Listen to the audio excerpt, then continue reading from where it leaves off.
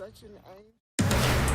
Happening now at 6, new developments 2 years after a deadly riot at a South Carolina prison. The number of people that have now been indicted. What we all want to do, I believe, is to have those schools open face-to-face 5 days a week. Rapid COVID tests in South Carolina schools. Which low-country school districts have them and which don't? I asked all of them, I need some help. Putting others before yourself. What one USC football player is doing to make a difference in children's lives. Your 6 o'clock news starts right now. And we're fully aware of vaccine hesitancy, unfortunately, not just for this vaccine, but for all other vaccines. And we really understand why people raise these questions, and we want to make sure that people are well informed so that we can avoid any myths that create any barriers to people taking full advantage of being protected from this vaccine. First tonight at 6 o'clock, state health officials advising South Carolinians to remain vigilant. Earlier today, DHEC officials gave an update on distribution of the COVID-19 vaccine in the state. They say the initial supply of the vaccine will be limited to frontline workers and the most vulnerable. DHEC says it's hopeful to have more vaccines available for later phases, but until then, health officials continue to remind people to take the primary precautions of wearing a mask and social distancing. Well, new at 6, the Charleston County School District is the first low-country school district to obtain rapid COVID tests. Officials say they picked up thousands of them today. Our Brodie Hart checked in with every low-country school district. He's joining us live. Brodie, how many rapid COVID tests are available right now? Well, Dean, state education officials say there are 220,000 rapid COVID tests statewide for districts across the state. They want every district, though, to be able to test 10% of students and staff. We got to educate them. We got to keep them in schools. That from Governor Henry McMaster. He's making good on his promise from 2 weeks ago to put rapid COVID tests in South Carolina schools, a major step to return to in-person learning. It took a little doing to get it all set up, but it is flowing just right. There's no substitute for a young child learning for the future with a teacher over his or her shoulder. CCSD officials confirmed the district picked up thousands of rapid tests in Columbia today. They'll be given to students with symptoms once parental consent is given. Results come back in just 15 minutes. To have those rapid tests available to the schools is one more step in ensuring that we'll have the children in school 5 days a week. CCSD joins Colleton County as one of 2 low-country school districts that's picked up state-provided rapid COVID tests. A Berkeley County official told us, quote, a decision on testing in our schools is still pending. DD2 said in part, quote, we're in the process of gathering all information from the State Department and DHEC to determine the next steps for testing logistics. Ultimately, Governor McMaster believes these rapid tests are the most rapid way to reopen schools. That's where they need to be, and we're working hard to see that they're all there as quickly as possible. Now, state education officials confirm the governor's office did not discuss with them about rolling out these rapid tests before that announcement a couple weeks ago. As for those rapid tests in the Charleston County School District, officials say they hope to have those in schools by the end of next week. Working for you live from home tonight, Brodie Hart, ABC News 4. Schools in Georgetown will not be rolling out COVID-19 testing. The school district's COVID-19 team reviewed the testing plan with nurses. District officials say consent forms have not been distributed to parents, and there's not enough staff to perform COVID tests and handle other duties.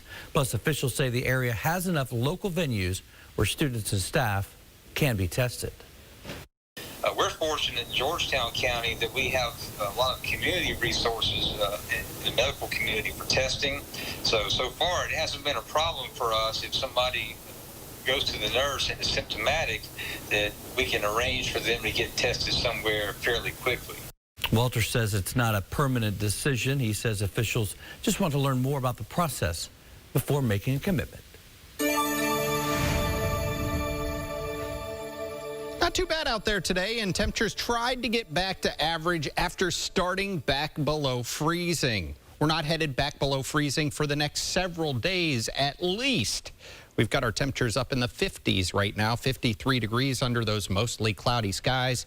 Sun has set and we're looking at a gorgeous evening, but there are plenty of clouds. Those are streaming in from the south and west, and we're going to see a storm system with some energy along the Gulf Coast move up the spine of the Appalachians the next few days.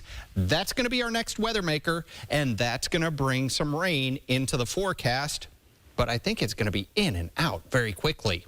Certainly not this evening. We'll keep things nice and dry with a temperature of 51 degrees at 7 o'clock, still hanging in the 40s at 9 o'clock. And 48 degrees at 11. Certainly not as cool overnight tonight. The clouds have moved in. That'll help to keep the temperatures up just a little bit. And we'll see even warmer temperatures into the afternoon tomorrow. We'll talk more about that, and we'll track our next weather maker. That's only a few minutes away. Now to new details about the body found on Sproul Avenue in North Charleston Tuesday night. We got our hands on newly released court documents. They describe a love triangle that ended in murder. Jennifer Grant was killed.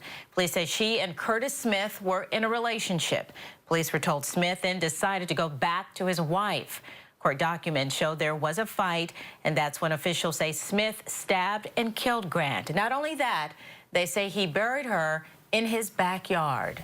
The story doesn't stop there. Officials say Smith's wife, Angeline, helped to pull Grant from the ground. Records show she admitted helping put Grant's body in a recycling bin and dumping the woman at a nearby railroad track.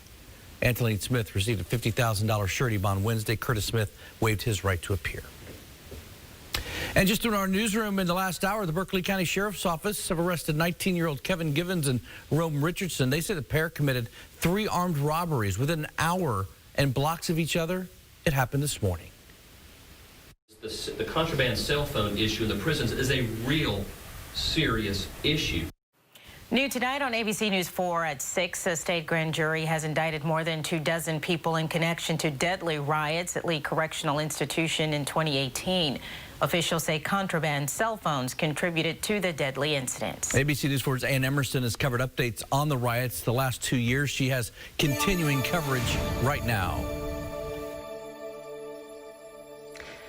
29 people have been charged with multiple conspiracy and violent acts. The mayhem began on the night of April 15, 2018 in 3 separate dorms of Lee Correctional Institution in Bishopville. Officials say the riot involved members of feuding gangs who conspired to engage in violence against other inmates. Attorney General Alan Wilson said the violence was coordinated using contraband cell phones inside the maximum security prison. That night, 7 inmates were killed and numerous others were hurt. 1,300 maximum security inmates in that prison at that time. These are people who, when they go to prison, they don't become angels. They're given the opportunity to become angels, to become productive members of society, but they don't just automatically start off that way. So they're in there, they already have a predisposition to engage in this type of illicit conduct, and they do so, but then now they have more to lose. And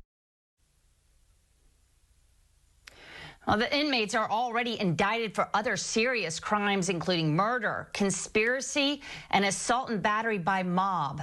The murder convictions carry a sentence of 30 years in prison to the death penalty, and officers alluded that there could be more indictments on the way. Working for you, Ann Emerson, ABC News 4. Coming up tonight at 6 o'clock, Monk's Corner organizations now giving back this weekend. How you can catch the giveaway. Plus, how one Gamecock linebacker is taking his pain and turning it into something positive. Brought to you by the Joy Law Firm. Injured? Just call Joy. 888-8888. Every day in the Low Country, everyday people are making a huge impact. To nominate someone multiplying good, go to our website, abcnews4.com. Covering the Low Country now, the free sample ban in Charleston is now in effect. The ordinance requires vendors along King and Market Streets to have permits. They also have to pay a fee if they want to hand out samples. The current rule will last for 3 months. Local organizations have joined forces to host a Festival of Hope event. It's happening this weekend in Monk's Corner. The local Give Back will connect Berkeley County families in need with essential resources, including food, diapers, and baby clothes. The Festival of Hope will run from 10 in the morning until 1 in the afternoon this Saturday. That's at the Community's Hope Impact Center in Monk's Corner. The event will be drive-through only. Stay Stay with us. Still to come tonight, bringing joy to those in need. How one Gamecock football player is giving back this holiday season.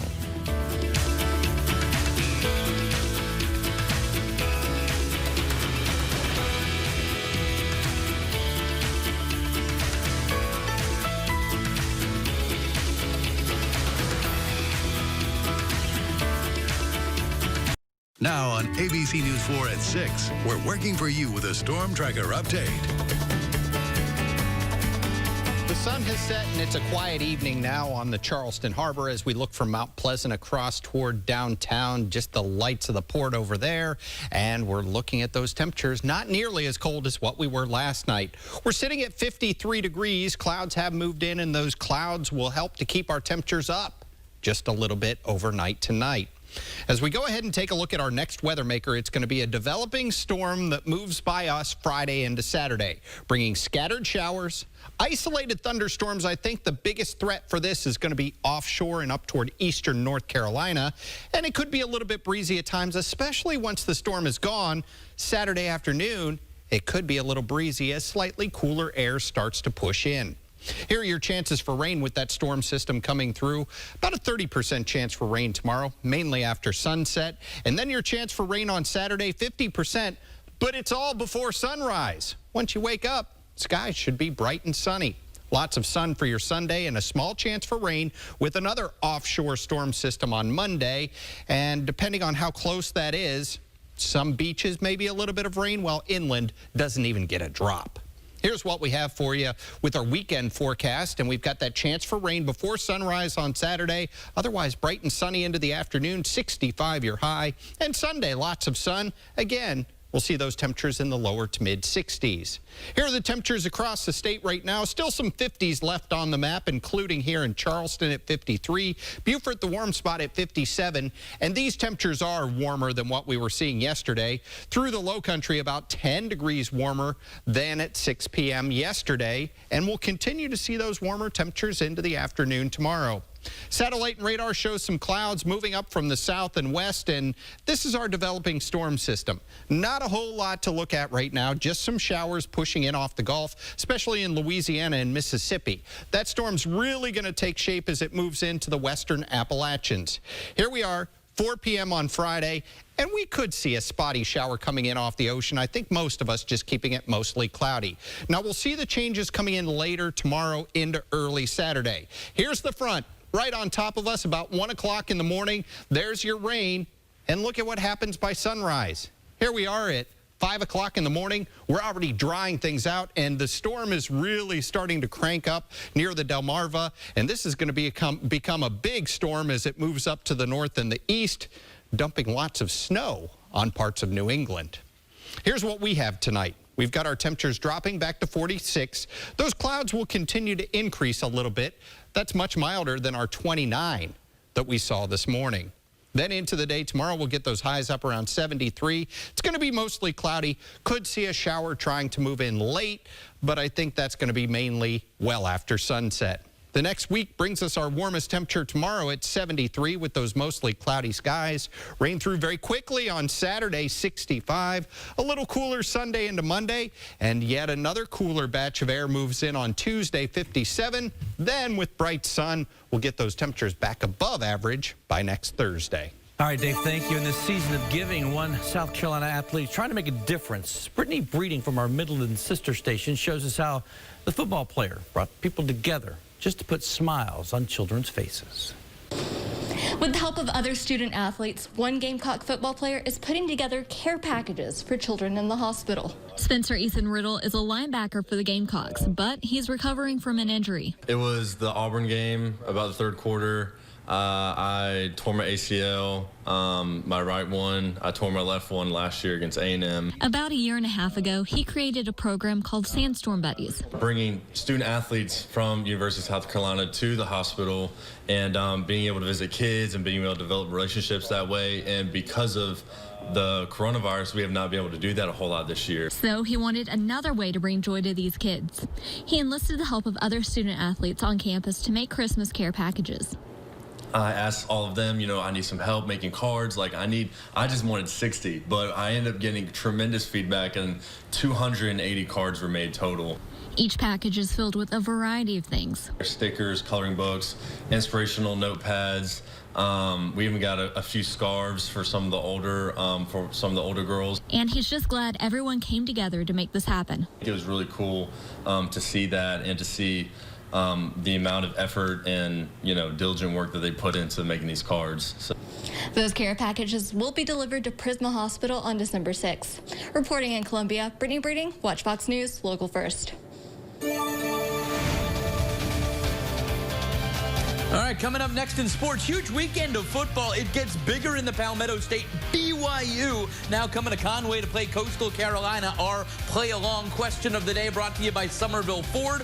Who will win that game, BYU or the Chanticleer? 60% of you say BYU. Vote abcnews4.com/play-along. Play Along with Sports 4 is sponsored by Somerville Ford. You'll pay too much if it's not Somerville Ford. Catch Sports 4 on Bobby Harton's Fan Talk. Weekdays at 4:25 on ESPN Radio. ABC News 4 Sports with Scott Eisberg.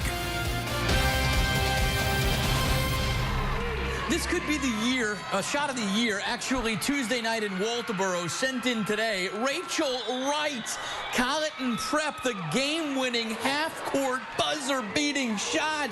Incredible. What a heave. Colleton Prep beats Holly Hill Academy on one heck of a bucket right there. Congratulations to them. Good evening. I'm Scott Eisberg. What an incredible turn of events. ESPN Game Day coming to Coastal Carolina for the showdown against Liberty on Saturday. Liberty shuts down with COVID tracing today. Yes, Thursday. BYU inks a contract to play at Coastal on Saturday. What a matchup it'll be between these unbeaten teams. BYU outstanding. They have thrashed two Sun Belt teams, Texas State and Troy, but this is something special for more than football. Just the fact they got this thing done. Equipment truck left Utah around midnight. Game set for 5:30 on Saturday. ESPNU will broadcast, and Jamie Chadwell with quite a bit of work laid out for him and his Chanticleers.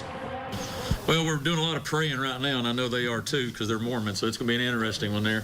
They're really good offensively and really good, defensively. And their rankings are what they are because they go out and dominate people. They're obviously the quarterback's a Heisman guy.